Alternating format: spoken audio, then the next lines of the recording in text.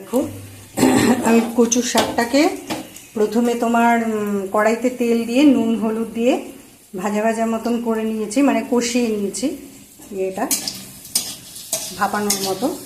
তারপরে এবার আর ওর মধ্যে এখন দেখো আমি আদা বাটা দিয়েছি, দেখতে পাচ্ছ পাশেই চিনি আছে, লবণ তো লবণ আর হলুদ গুঁড়ো আগেই দেওয়া হয়ে গেছে। একটু আদা বাটা, কাঁচা আদা বাটা এর মধ্যে দিয়েছি, আর একটু আদা বাটাই যে আমি সম্বারে দেবো।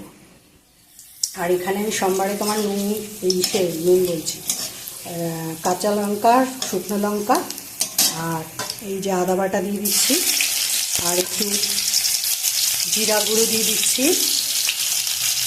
জিরেটা ভেজে তোমরা ওইভাবেও দিতে পারো, যে জিরেটা গোটা জিরে ভেজে তারপরে গুঁড়ো করে দিয়ে দিলে।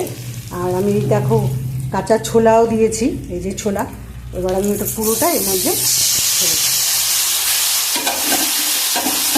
এটা হচ্ছে শর্টকাটে, টেস্টি হবে কিন্তু খেতে খুব টেস্টি হবে, করে দেখবে এইভাবে, কিন্তু শর্টকাটে হয়ে গেল,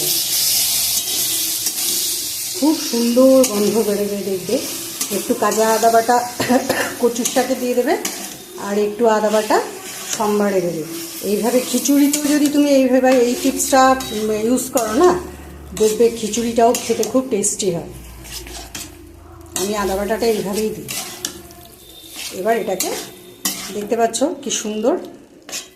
এবার এটাকে আমি আরেকটু কষাবো, শুকাবো আর কি, আর একটু শুকিয়ে তারপরে নামিয়ে নেবো। এর মধ্যে নুন হলুদ মিষ্টি সবই দেওয়া হয়ে গেছে, ব্যাস এখন খালি খুব শর্টকাটে খুব ভালো রান্না হবে, খেতে স্বাদ হবে। দেখো আমরা আটা মাখতে যখন মানে একটা ডোয়ের মতো তৈরি হয়ে যায় না, আটাটা ভালো করে মাখা হলে, এটাও ঠিক সেরকম। তোমার রান্না হয়ে গেলে, মানে কষানো সম্পূর্ণ কমপ্লিট হয়ে গেলে দেখো একটা ডোয়ের মতো হয়ে গেছে, ব্যাস এবার আমার এটা সার্ভ করার মতো রেডি হয়ে গেছে।